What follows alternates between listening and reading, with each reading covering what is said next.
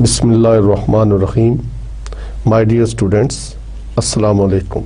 Dear students, previous lecture में हमने hypothesis testing के बारे में बात की और उसमें हमने सिंगल सैंपल को हैंडल किया and we tested the hypothesis about mean of normal population or any other population because the sample size was large.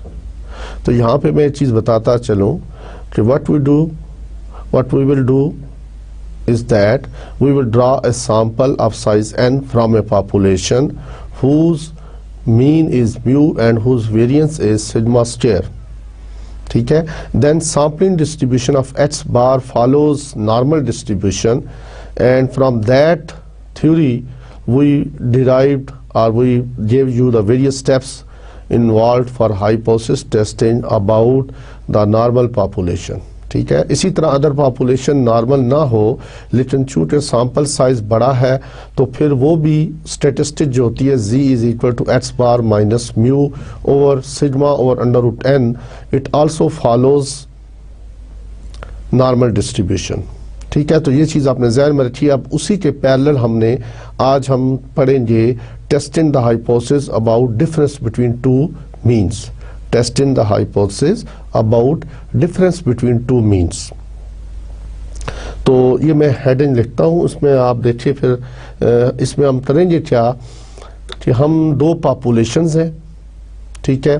उसमें से हम एक n1 पहली पॉपुलेशन है, उसका मीन μ1 है, उसका वेरिएंस सिग्मा 1 है, और दूसरी पॉपुलेशन है उसका मीन जो है μ2 है और उसका वेरिएंस क्या है सिग्मा 2 है. And we will draw a random sample of size n1 from first population and also a random sample of size n2 from second population. इसी तरह मीन्स की टेस्टिंग कर रहे हैं तो x बार 1 पहली पॉपुलेशन में से ड्रा करेंगे और x बार 2 दूसरी पॉपुलेशंस में से ड्रा करेंगे. तो इसके बाद अब ये population they should be normally distributed, they can be without non-normal, that can be non-normal also because we are taking the sample size which is greater than 30. तो large sample के लिए ये फार्मूला चलता है वही फॉर नॉर्मल पॉपुलेशन के लिए और नॉन नॉर्मल पॉपुलेशन जो भी हो उसके लिए ये फार्मूला चल जाता है. ठीक है. जो टेस्ट स्टेटिस्टिक्स हम बनाएंगे वो दोनों के लिए इस्तेमाल होगी. Understand. If sigma is unknown, अगर सपोज पॉपुलेशन स्टैंडर्ड डिवीजन जो है वो अननोन हो तो फिर हम उसकी जगह पर सैंपल स्टैंडर्ड डिवीजन को यूज कर लेते हैं because the sample sizes are large. तो इसका मतलब ये हुआ कि आपने सैंपल साइजेस की तरफ भी तवज्जो देनी है, उसकी तरफ भी देखना है.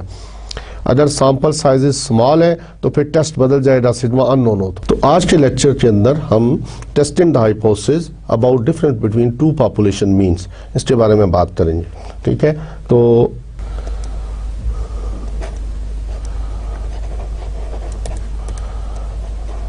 Testing the hypothesis about difference between two means.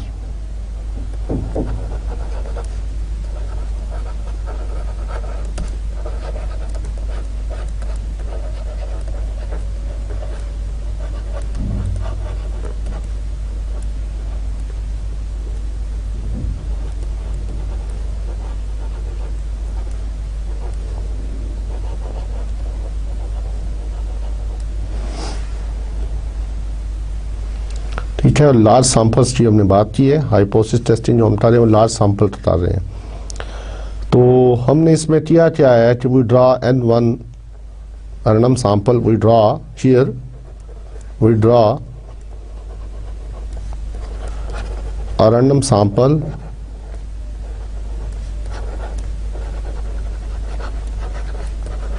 of size n1 from a population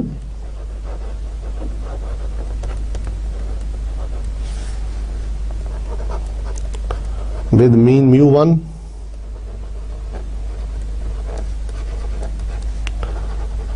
and standard division क्या ले या वेरिएंस क्या ले, वेरिएंस क्या लेते हैं sigma 1 square.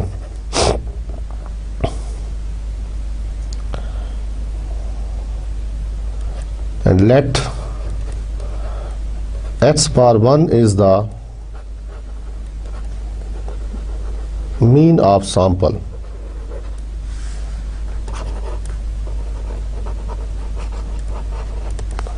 Similarly,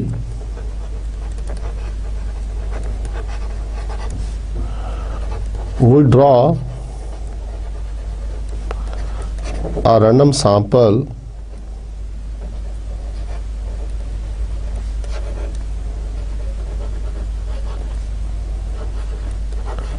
of size n2 from second population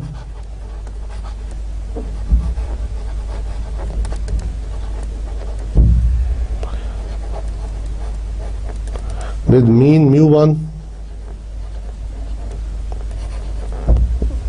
second population with mean mu2 and variance sigma 2 square, and let x bar 2 is the mean of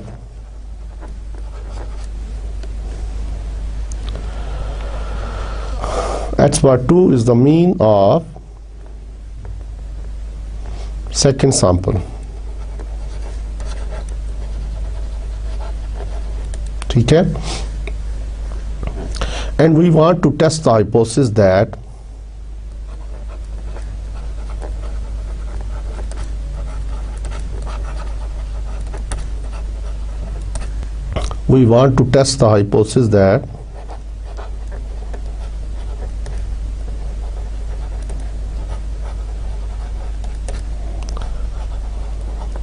there is no difference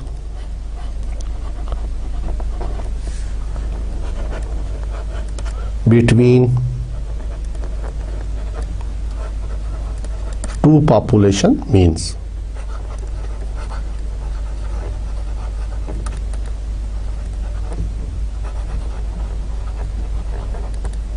ठीक है, यानी हम ये hypothesis देखना चाहते हैं H not में μ1 is equal to μ2, और हम इसको यूं भी लिख सकते हैं μ1 माइनस μ2 इज इक्वल टू 0।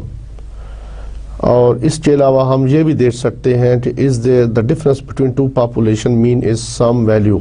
आपको पूछा जा सकता है कि μ1 minus μ2 is equal to some particular value, maybe 0.1 है, दोनों पॉपुलेशन का डिफरेंस है वो 10 पाउंड्स है सपोज। तो इसमें है द वेरियस स्टेप्स इन्वॉल्व। तो ये हमारा हेडिंग था, testing the hypothesis were mean the normal population.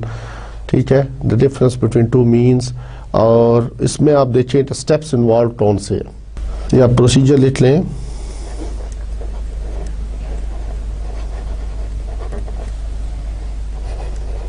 For testing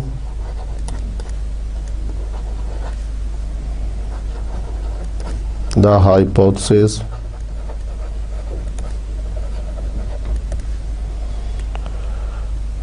that is H naught μ1 minus μ2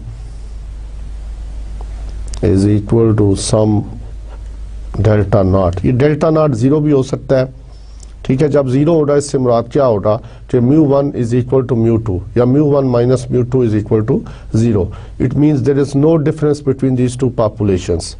अब इस चीज को एग्जांपल देखना चाहें, suppose you want to see that the boys and girls, the IQ level of boys and girls is same। ठीक है, तो आप कहेंगे हमने सैंपल पहली पॉपुलेशन में से सैंपल ड्रॉ किया, मे बी वो 40 का सैंपल था, एक और पॉपुलेशन है उसमें से हमने पहले बॉयज़ की पॉपुलेशन में से 40 का सैंपल लिया, फिर गर्ल्स की पॉपुलेशन में से 50 का सैंपल लिया या 45 का लिया, इक्वल भी हो सकता है। ठीक है, उसके बाद हमने इसका मीन ले लिया x बार 1 बॉयज़ की पॉपुलेशन था, और गर्ल्स की पॉपुलेशन जो थी उसका मीन x बार 2 आ गया। अब हम हाइपोथेसिस देखना चाहते हैं that the boys, hypothesis is that boys and girls are on average, their IQ level is on average same. अब इस चीज़ को हमने टेस्ट करना था, तो हमने उनको स्टोर्स दे दिए ना, एनटीएस टेस्ट के स्टोर्स की बुनियाद पर हम इसका डिसीजन ले सकते हैं। ठीक है, अगर ये भी कहा जा सकता है कि boys are on average 10% more than the girls. ठीक है, उनका जो स्टोर्स है वो 10% या 10 scores more than the boys, या boys are on average 10% more than the girls, तो फिर आप आ सकता है μ1 माइनस μ2 इज इक्वल टू 10। इसमें इट मीन्स हमें जो डिफरेंस है वो 10 के इक्वल है, तो वो इसको हम आगे यूज़ करते हैं तो फार्मूले के अंदर। तो ये प्रोसीजर है, इसमें सबसे पहला स्टेप क्या लिखते हैं हम, वी स्टेट अवर हाइपोथेसिस।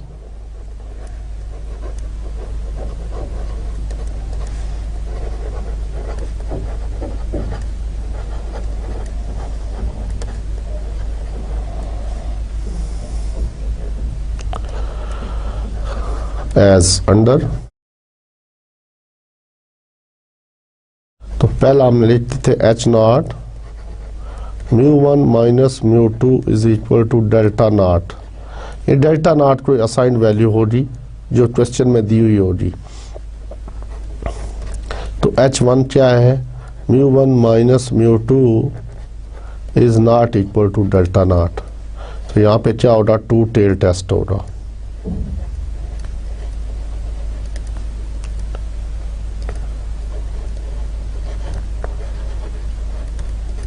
ठीक है, नॉट इक्वल। और एक पॉसिबिलिटी ये भी हो सकती है कि μ1 minus μ2 is greater than delta not. तो ये वन टेल और राइट टेल टेस्ट होगा।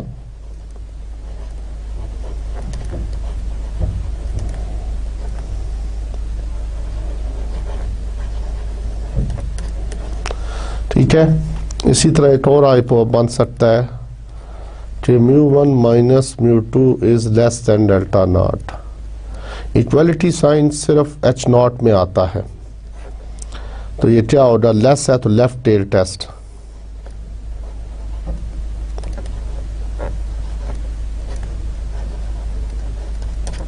ठीक है, तो सारी बात है, अगर ये खाली लेस है तो जब h नॉट हम लिखेंगे we can write greater and equal, equal का साइन वहां पर आएगा। तो ये हमारा पहला स्टेप था, हमने हाइपोथेसिस को स्टेट किया। दूसरा स्टेप क्या है, चूज आर गिवन। दोनों में से कोई एक चीज हो सकती है। अगर आपको गिवन है तो आप लिखेंगे given alpha is equal to this. तो given alpha, alpha what is alpha, तो हम अल्फा नॉर्मली लेते हैं 0.05 यानी 5%।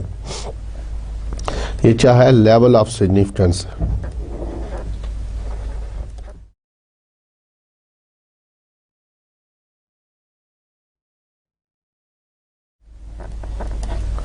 ठीक है, level of significance. What is level of significance, what is level of significance, probability of rejecting the true null hypothesis. ठीक है जी, the test statistic to be used is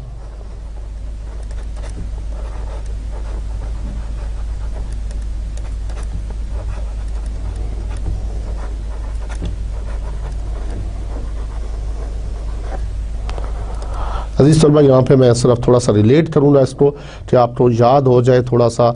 इससे पहले जो हमने अदर हाइपोथेसिस ये टेस्ट करना था, mu is equal to mu naught, तो हमने जी टेस्ट यूज किया, that was x bar minus mu naught लिखा था, और यहाँ पे था, इसको मैं यूँ भी लिख सकता हूँ सिग्मा स्क्वायर ओवर एन। अगर आप मैंने वहाँ पे लिखा था sigma over under root n, तो ये लिख दूँ इस फॉर्म में, एक ही चीज़ है, यानी sigma over under root n is equal to this thing sigma square over n, both are same. ठीक है, तो अब आप ये ध्यान में रखें कि ये फॉर सिंगल था, फॉर सिंगल सैंपल, फॉर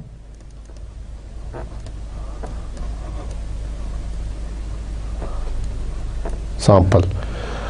अब हमारे पास दो सैंपल्स हैं, तो उनके डिफरेंस की बात हो रही है, तो इसी में से मैं ये फार्मूला बना रहा हूँ। तो जी टेस्ट क्या बनेगा, एक्स बार डिफरेंस की बात है तो बार 1 आ गया, क्योंकि यहाँ पर एक ही सैंपल था तो हमने एक्स बार रखा हुआ था। अब 2 है, 1 और 2, तो इसलिए एक्स बार 1 माइनस एक्स बार 2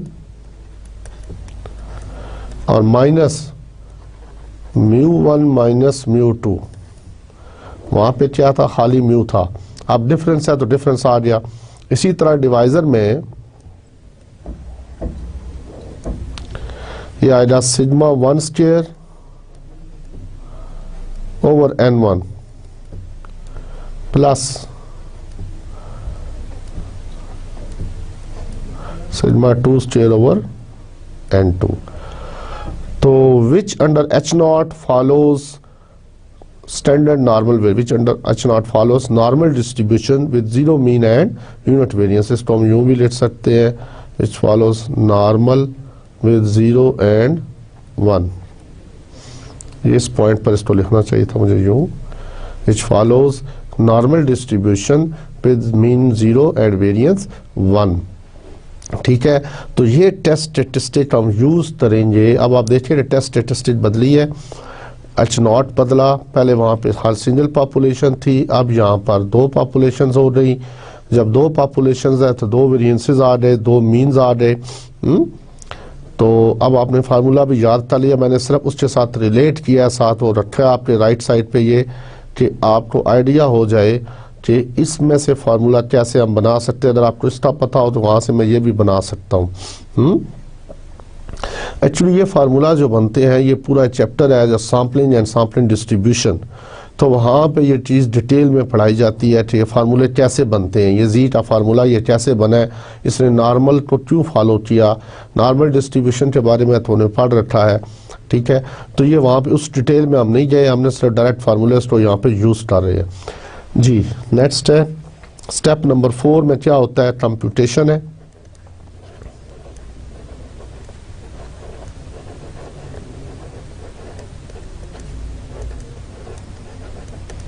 ठीक है जी, कंप्यूटेशन।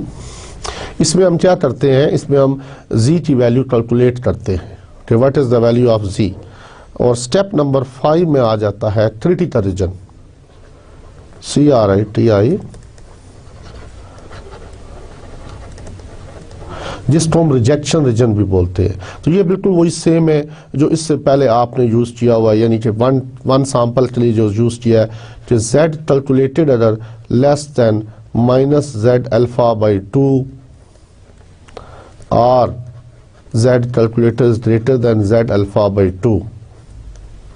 अगर ये चीज़ हो जाए, यानी अगर z कैलकुलेटेड इस वैल्यू से लेस, अगर मैं इसको ड्रा करना चाहूँ तो यहाँ पे मैं थोड़े से एक फिगर के ऊपर ड्रा भी कर दूँ कि फिगर से आपको आसानी से समझ आ जाएगी। ये देखिए कि ये वो वैल्यू है z alpha by 2 with negative sign, and this is the value z alpha by 2 with positive sign। ठीक है, अदर कोई वैल्यू, ये जो स्टेटमेंट है वो क्या बोल रही है, ये कहता है कि H0 टू रिजेक्ट H0।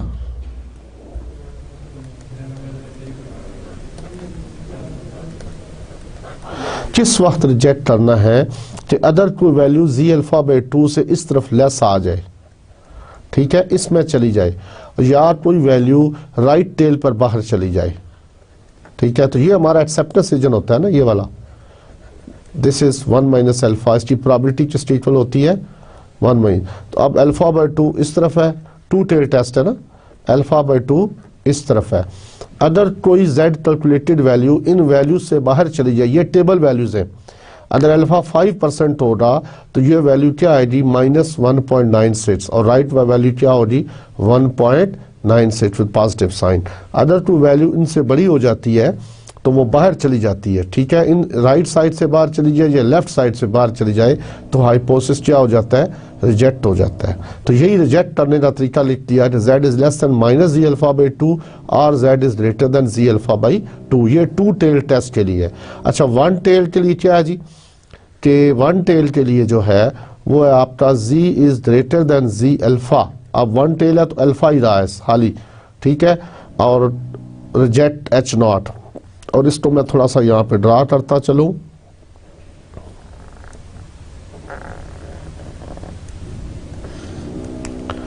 तो राइट टेल है, अब सारे का सारा अल्फा इस तरफ है, ये सारा अल्फा है। इधर 0.05 है, इससे मुराद है ये एरिया जो है वो 0.05 है और रिमेनिंग एरिया 0.95 है।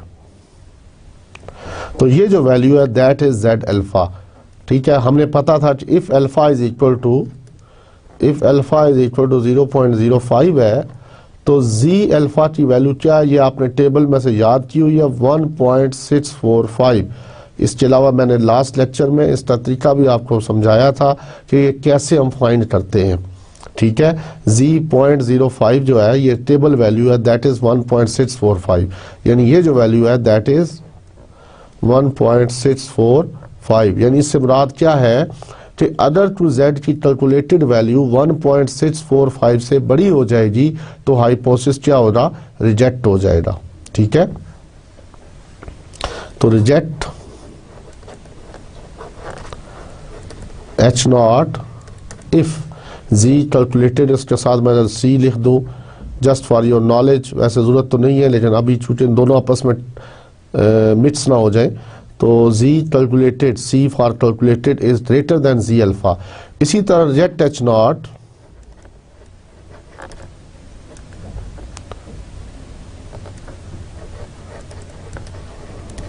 If z is less than minus, यहाँ पे माइनस का निशान लाजमी लगाइएगा, z अल्फा, और इसके लिए फिगर ड्रा करेंगे, फिगर जो होगी ड्रा करेंगे तो लेफ्ट टेल के ऊपर आएगी।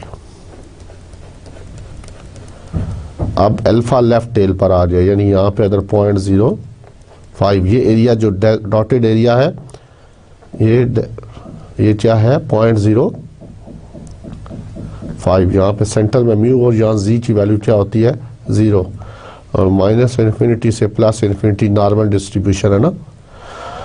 ठीक है, तो अब यहाँ पे वैल्यू आएगी -1.645, अगर अल्फा क्या हो 0.05 हो तो यहाँ वैल्यू क्या आती है -1.645। तो इससे मुराद यह है कि अगर टू वैल्यू -1.645 से लेस होगी तो हाइपोथेसिस क्या हो जाएगा, रिजेक्ट हो जाएगा। तो ये था स्टेप नंबर 5। स्टेप नंबर 6 में क्या है, conclusion.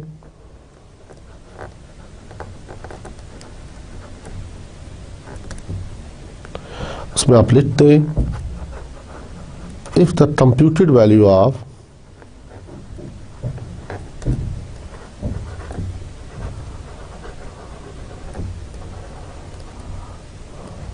z lies in the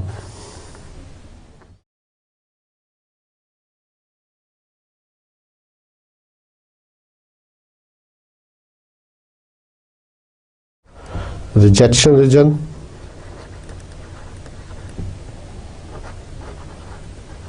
then reject H0. What is H0? Null hypothesis. Otherwise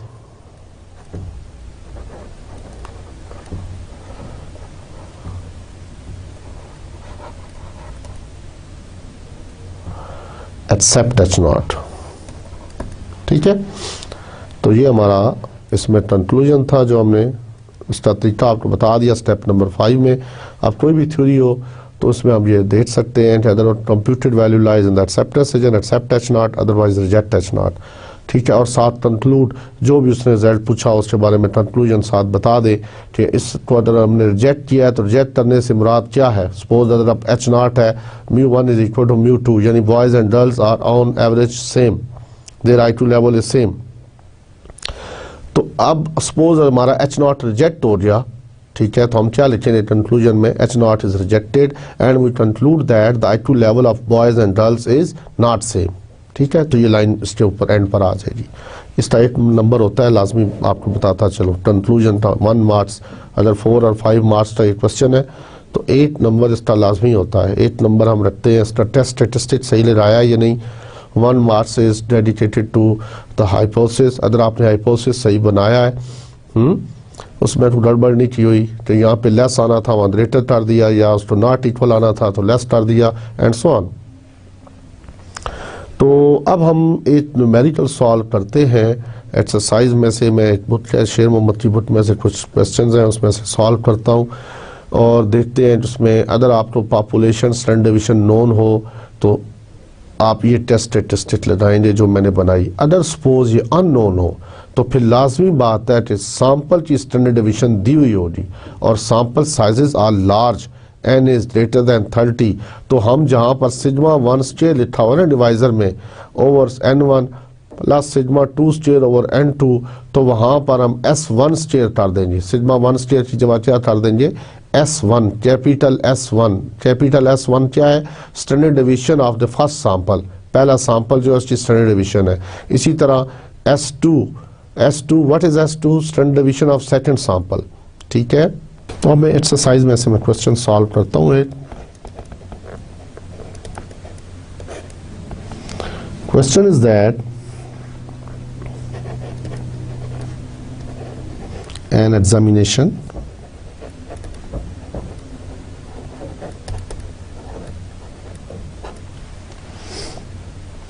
was given to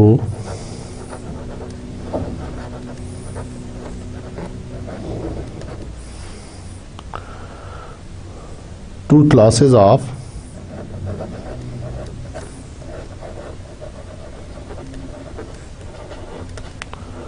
40 and 60 students, 40 and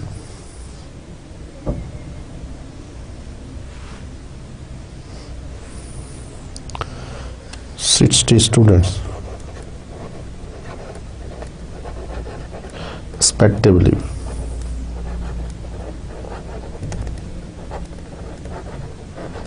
ठीक है जी।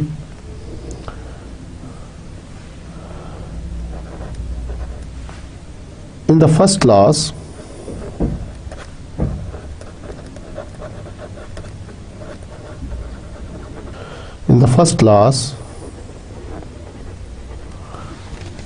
mean grade was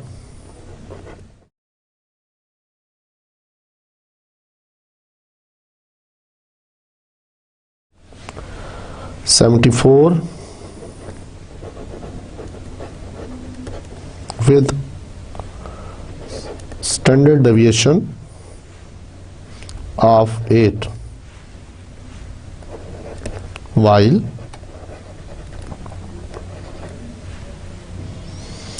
in the second class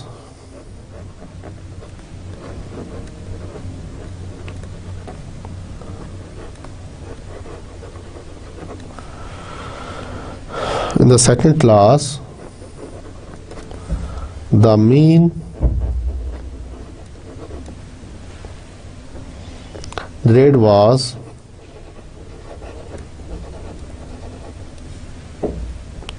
78 with a standard deviation of 7. The question is there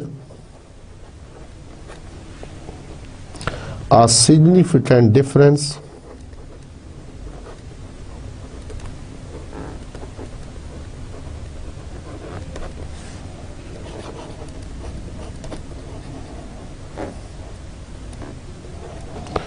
Is there any significant difference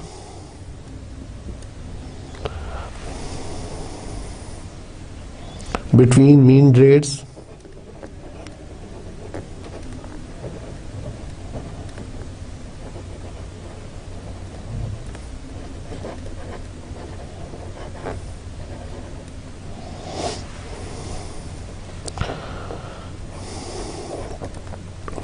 at 5% level of significance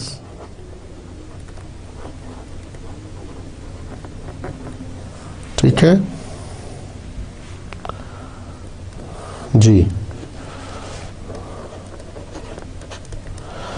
जब ये question इस तरह का आए तो आप सबसे पहले इसका बेस्ट वे है कि इसकी आउटलाइन बनाने के लिए आप गिवन दैट में लिखिए कि आपको इन्फॉर्मेशन क्या दी हुई है। ठीक है, you know that the two classes और फर्स्ट क्लास और सेकंड क्लास की बात हो रही है, तो N1 आपके पास क्या है 40 है और इसी तरह N2 दिस इज 60 और फर्स्ट क्लास में मीन ग्रेड क्या है X बार 1 दैट इज 74 और सेकंड में क्या है 78। इसी तरह standard division S1 this is equal to 8 और S2 this is equal to 7। अब question is there any significant difference between mean rates. इससे मुराद क्या है? इससे मुराद है कि ये टू टेल टेस्ट है, because he is asking about is there any significant difference between two means. Other वो क्या देता है, is there any improvement, is there any more or less का वर्ड यूज किया जाता। There class 1 is more efficient और has more scores than class 2, तो फिर वन टेल टेस्ट का इम्तहान था। अब यहाँ पर उसने जस्ट पूछा है कि यार में कोई फर्क है, तो हम हाइपोथेसिस पहला स्टेप में क्या करेंगे, स्टेट कि H0 by μ1 is equal to μ2। इसको अब यूं भी लिख सकते थे μ1 माइनस μ2 इज इक्वल टू 0, यानी इसी हाइपोथेसिस को μ2 को तो ले जाए ना लेफ्ट साइड पर, is equal to 0। It is the same thing. और H1 क्या होगा, μ1 इज नॉट इक्वल टू μ2, और इसको आप यूं लिख सकते थे μ1 minus μ2 is not equal to 0। तो स्टेप नंबर 2 में आप अल्फा दिया हुआ है तो जहां लिख ले given alpha is equal to 0.05। What is alpha, level of significance. जी अब आया मेन स्टेप कि आपने स्टेप नंबर 3 में क्या लिखना है, द टेस्ट स्टैटिस्टिक कौन सी यूज होगी।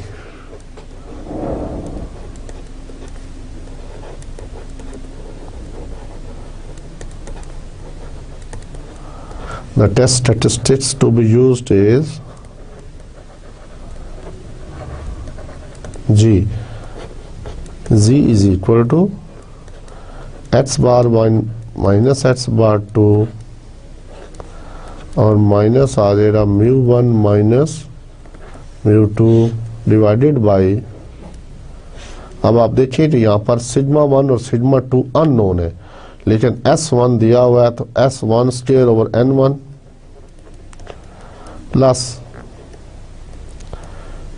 S2 स्क्वायर ओवर N2 और साथ इसको लिख ले which under H0 follows normal distribution with zero mean and unit variance. ठीक है।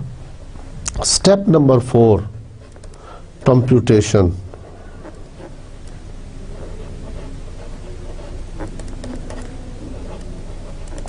तो कंप्यूटेशन में क्या करेंगे, वैल्यूज को पुट कर दें। x बार 1 क्या था, 74 था, 74 माइनस x बार 2 78 और ये तो वैसे ही 0 है, μ1 माइनस μ2 0। तो S1 क्या था 8, तो 8 का स्क्वायर हो जाएगा ओवर N1 40 प्लस 7 का स्क्वायर ओवर N2 60 और सारे के ऊपर अंडर रूट है।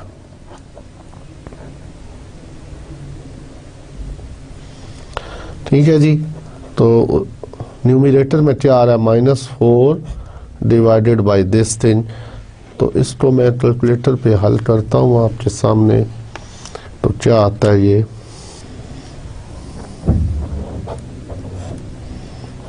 तो 1.6 प्लस 64 डिवाइडेड बाई 40 किया है तो 1.6 आ रहा है। इसी तरह 49 डिवाइडेड बाई 60 तो ये आ रहा 0.82 जी। तो इसको आप सिंप्लीफाई करेंगे तो सिंप्लीफाई होने के बाद 1.655 ये वैल्यू आ रही है। तो Z कैलकुलेटेड की वैल्यू क्या आई है, 1.655। स्टेप नंबर 5 में हम क्या करते हैं, 3T का रीजन डिफाइन करते हैं।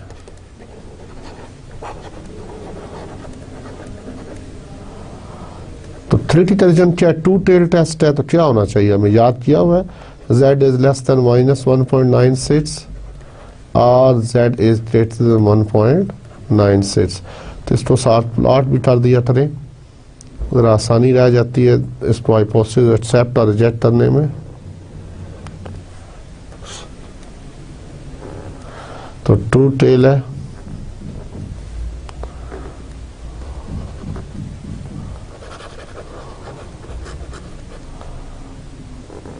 यहाँ सेंटर में z की वैल्यू 0, ये वैल्यू -1.96 है, मुझे याद की हुई है इसलिए लिख दी है।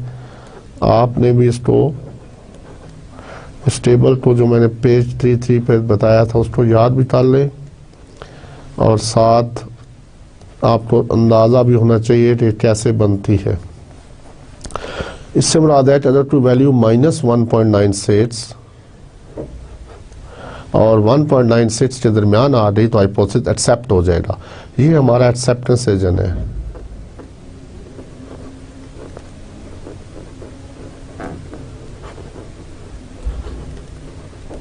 ठीक है, this is our acceptance reason.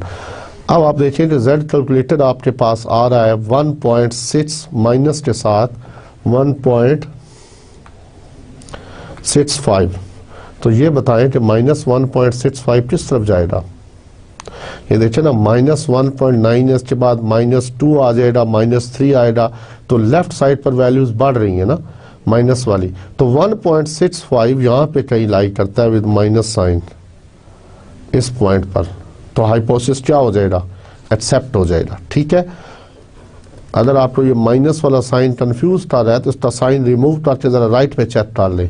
ये भी एक टोटका आपको बता दूं कि सपोज आपको माइनस तंग करता है कि समझ नहीं आती कि -1.96 बड़ा है, -1.965 बड़ा है, तो उसको देखने के लिए आप ये करें, इसको राइट टेल पे भी टेस्ट कर सकते हैं, माइनस का साइन रिमूव कर दो। ठीक है, अब आप देखो कि वो वैल्यू जो 1.96 से बड़ी होगी तो हाइपोथेसिस रिजेक्ट होगा। अब ये वैल्यू 1.96 से बड़ी है नहीं, छोटी है, तो अगर उस साइड पे आप देखना चाहें तो वहां पे भी ये हो रहा है। ठीक है, ये मैं सिर्फ आपको बता रहा हूँ कि अगर आप कंफ्यूज हो रहे हो माइनस साइन से तो उसके लिए आप उसको पॉजिटिव साइन डाल के राइट वाली टेल पे अपने रफ में चेक कर सकते हो। तो अब कंक्लूजन क्या है,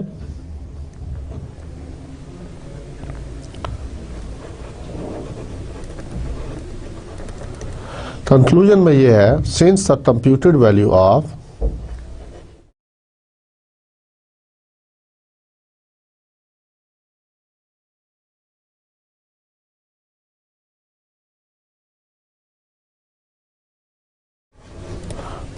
z is equal to -1.655 lies in the acceptance region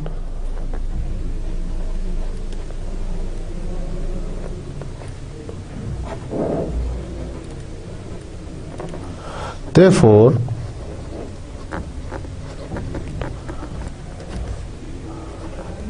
we accept H0 and conclude that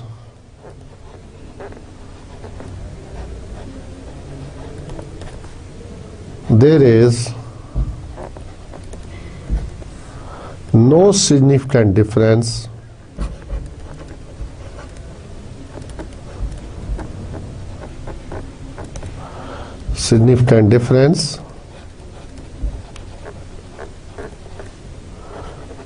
between mean rates।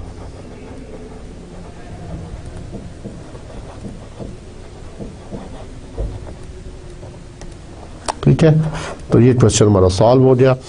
अब मैंने इस मेथड का क्वेश्चन सॉल्व कर दिया।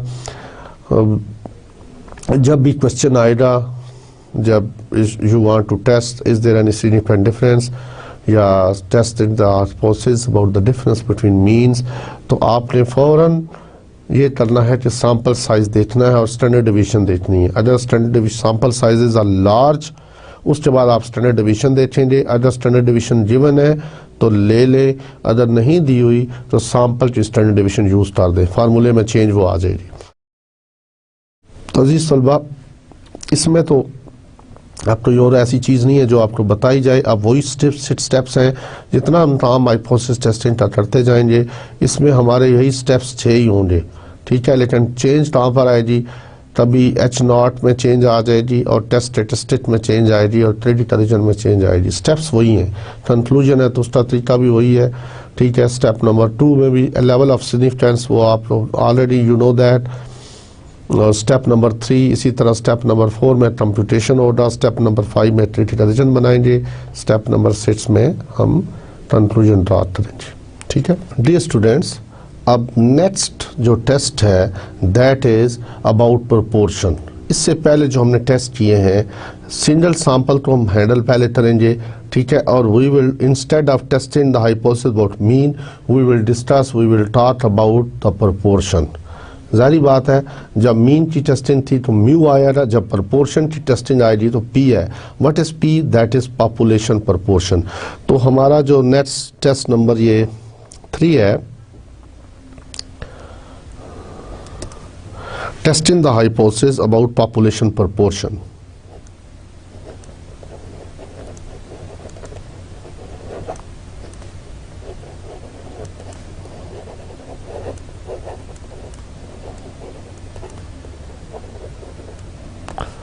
Hypothesis about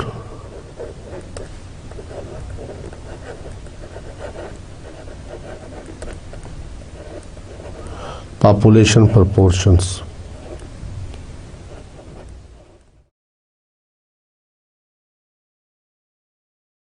Population proportion,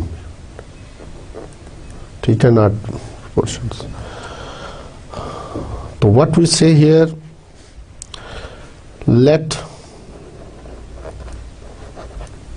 P hat be the, अब जब मैं हैट यूज कर रहा हूँ तो ये सैंपल के लिए यूज होगा, और विदाउट हैट किसके लिए यूज होगा?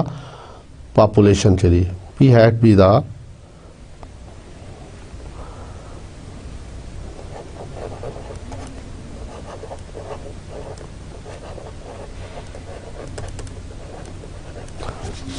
proportion of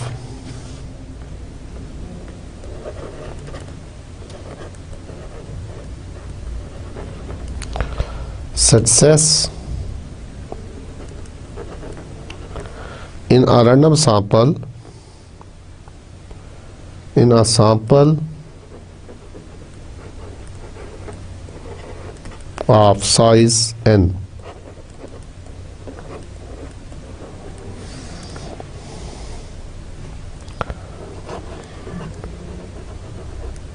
drawn from a binomial population.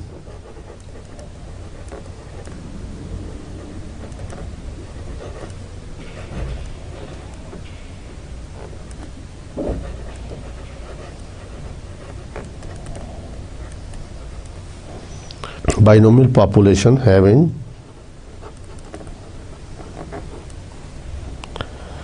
proportion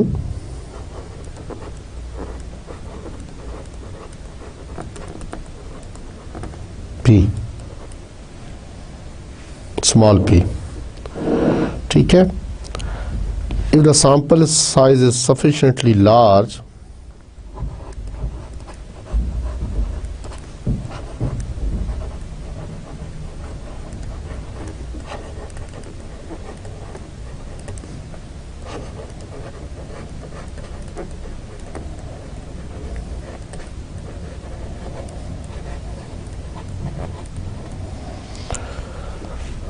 then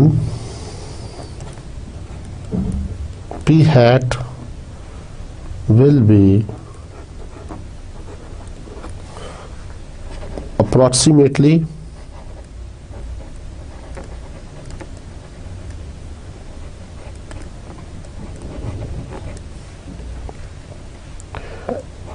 normally distributed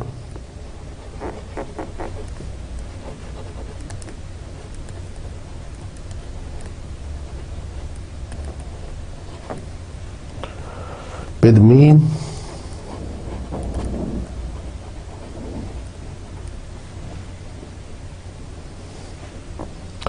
P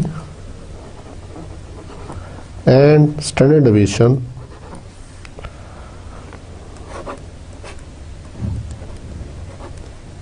P2 over n, where Q जो है वो 1 माइनस पी के इक्वल है, प्रोबेबिलिटी है, प्रोबेबिलिटी ऑफ फेलियर, जैसे कि आपने बाइनोमियल में पढ़ा था, P was the probability of success and Q was the probability of failure.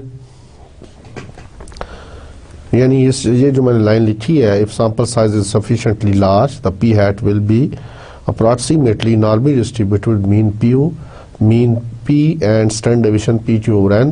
इसको हम लिख सकते हैं z is equal to p hat minus p over under root p q over n.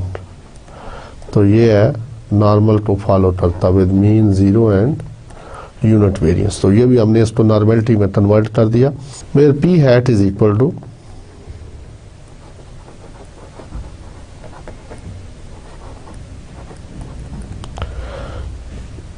H over n. H किसको show कर रहा है? Number of successes को शो कर रहा है. ठीक है, बाइनोमियल में आपको पता था ना, H what was H, number of successes in an trials. तो ये वही एच है, पी हैट यहां से निकलेगा.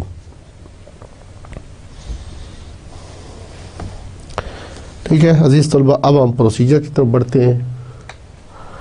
तो प्रोसीजर है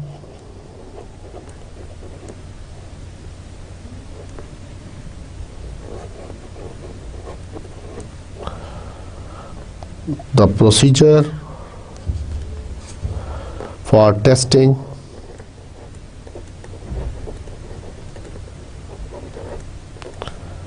एच नॉट क्या है जी? P is equal to sum P naught. Last जो हमने पहला टेस्ट किया था single, that was mu is equal to mu naught. अब हमारा सिंगल सैंपल है, इसमें हमने P is equal to P naught लिया है. तो स्टेप्स इन्वॉल्व में सबसे पहला स्टेप क्या है? We state our hypothesis. We state अवर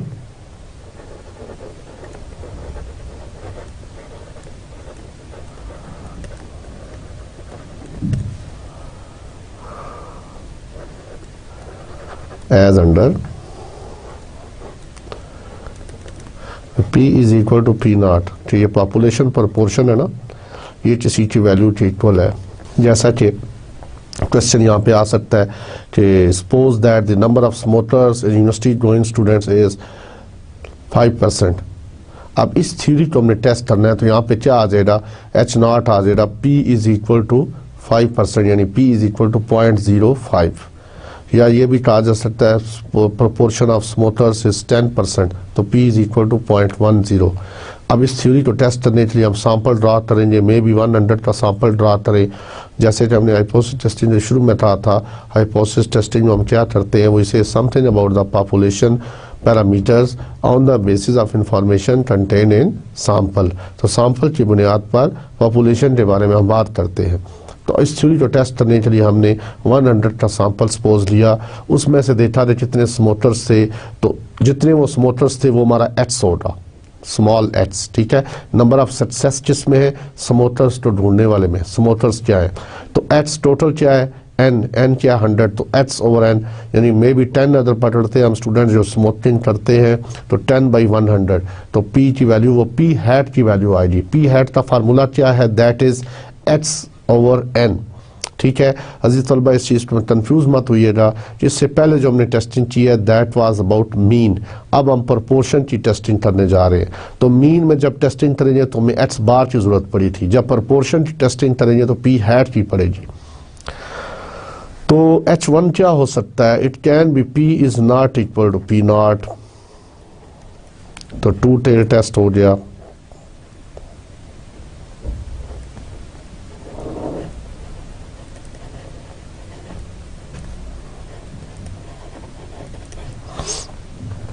और H1 और क्या हो सकता है? P is less than P naught. Left tail test.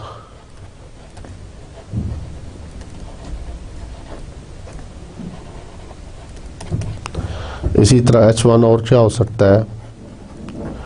P P is greater than P naught, तो राइट टेल टेस्ट। ठीक है जी, उसी तरह सेम उसी पैटर्न में, और given are choose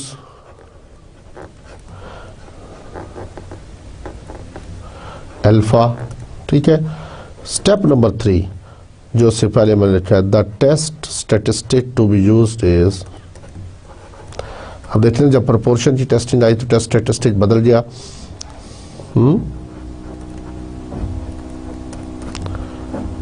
to be used is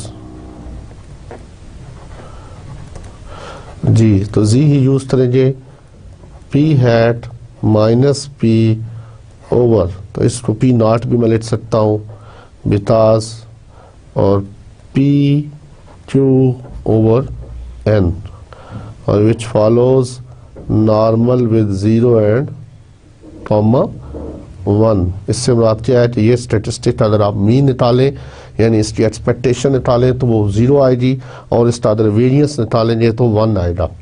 ठीक है, और ये स्टैंडर्ड नॉर्मल वेरिएबल की यही डेफिनेशन होती है। तो P what is Q, where Q is equal to 1 minus P। तो यहाँ पर अंडर H नॉट हम जो भी टेस्ट स्टेटिस्टिक हम लिखते हैं वो अंडर H नॉट लिखते हैं। तो under H naught P is equal to P naught है। तो बाज़ बुक्स में आप देखेंगे कि यहाँ पर P नॉट दिया होगा, P नॉट Q नॉट दिया होगा, तो वो भी सही है। ठीक है, अच्छा हमने वैल्यू उसी की वही पुट करनी है। तो अंडर एच नॉट अगर मैं लिखना चाहूँ तो यहाँ पे मैं लिख सकता हूँ P naught Q naught P naught. ठीक है, P naught Q naught over n, तो ये इसका होगा because we are writing in step number 3 जो टेस्ट स्टेटिस्टिक हम लिखते हैं वो अंडर एच नॉट होता है। ठीक है, तो स्टेप नंबर 4 में आ जाता है कंप्यूटेशन।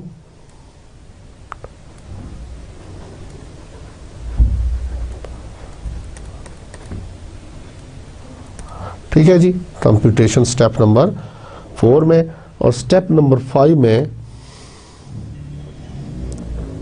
3D correction.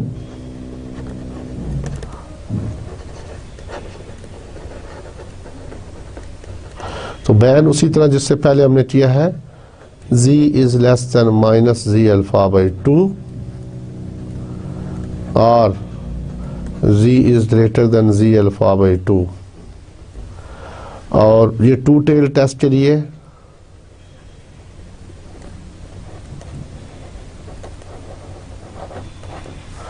और 1 टेल के लिए क्या होता है, लेफ्ट टेल है तो z is less than minus Z alpha, यहाँ पे अल्फा बाई 2 है और यहाँ पर अल्फा, और राइट टेल के लिए z is greater than Z alpha. पहले लेफ्ट टेल, लेफ्ट का क्या है जी,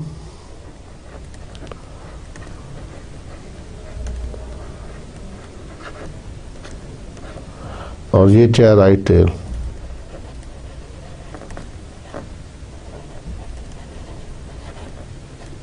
ठीक है, स्टेप नंबर 6 में conclusion.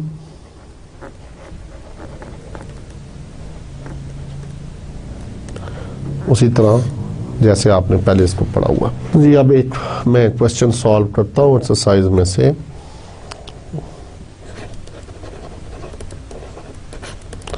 This will be about hypothesis testing about. Question is, a coin is tossed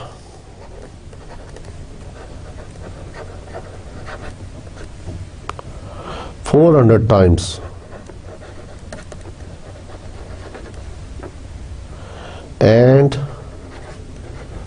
and it turns up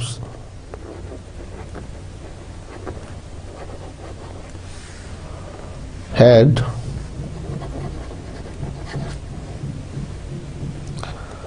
216 times. Discuss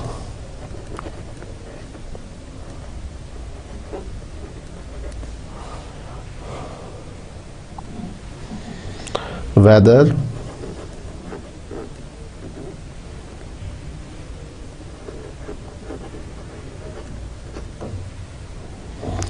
the coin may be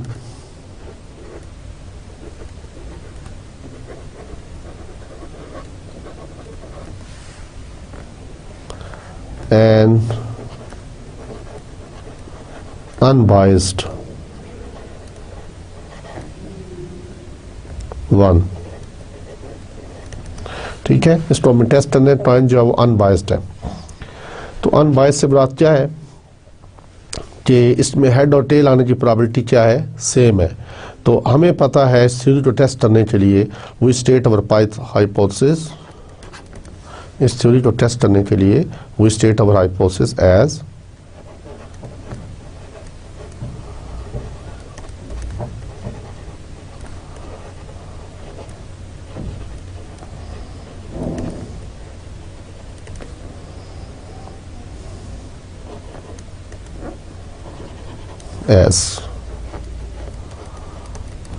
P is equal to 1/2। जब वो world क्या रहा है, यहाँ पे अगर question करना चाहे तो कह सकता था test hypothesis that H0P is equal to 1/2, लेकिन उसने डायरेक्ट कह दिया टेस्ट करें कि कॉइन जो अनबायस्ड है। तो हमें पता है कि जब अनबायस्ड है इससे बात क्या है कि P is equal to 1/2 है, और H1 क्या हो जाएगा, P is not equal to 1/2। ठीक है, तो टू टेल टेस्ट हुआ, स्टेप नंबर ये हमारा 1 था। स्टेप 2 क्या है, तो अल्फा 0.05 ब्रैकेट में लिख दे चूज, हमने चूज किया। टेस्ट स्टेटिस्टिक्स कौन सी है,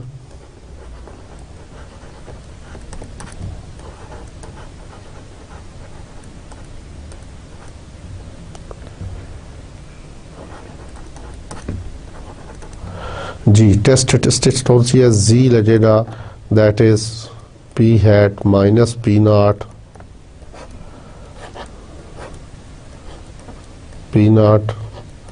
Q0 ओवर N, और ये नॉर्मल को फॉलो करती है। ये 7 लाजमी आपने लिखना है।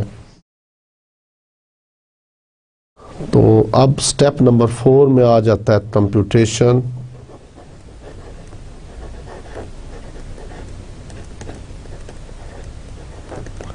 तो कंप्यूटेशन में हमें x दिया हुआ 216 और n हमारा क्या है 400 है।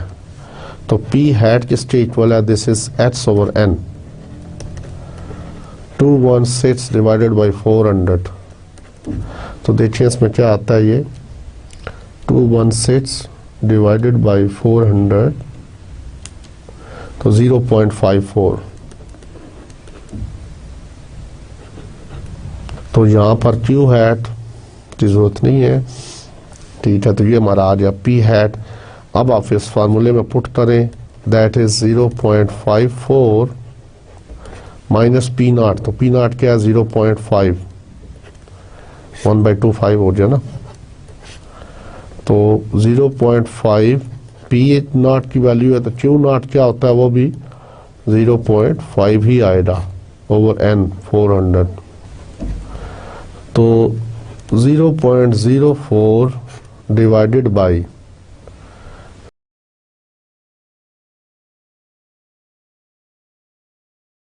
तो ये सारा साल होने के बाद 0.025 आता है।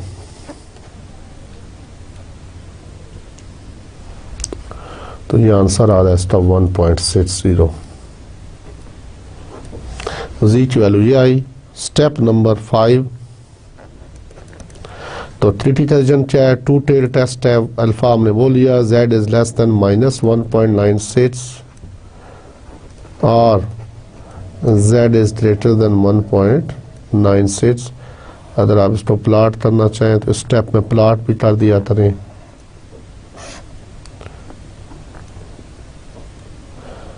तो टू टेल है -1.96, तो ये वैल्यू कहाँ पे लाई करती है, 1.6 यहाँ पे कहीं लाई करती है। तो ये हमारा एक्सेप्टेंस रीजन है, तो ये एक्सेप्ट हो गया।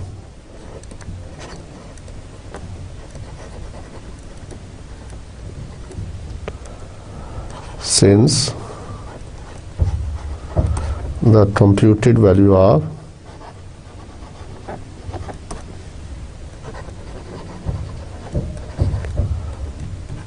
z is equal to 1.6 falls in the acceptance region,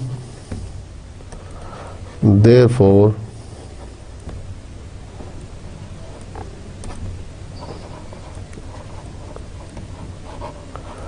Accept not and conclude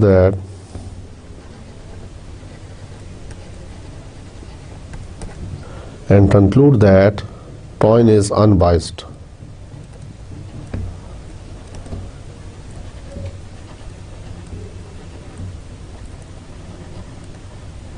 Biased one. तो अज़ीज़ तलबा, इसके साथ ही इस लेक्चर को मैं अब ख़त्म करता हूँ।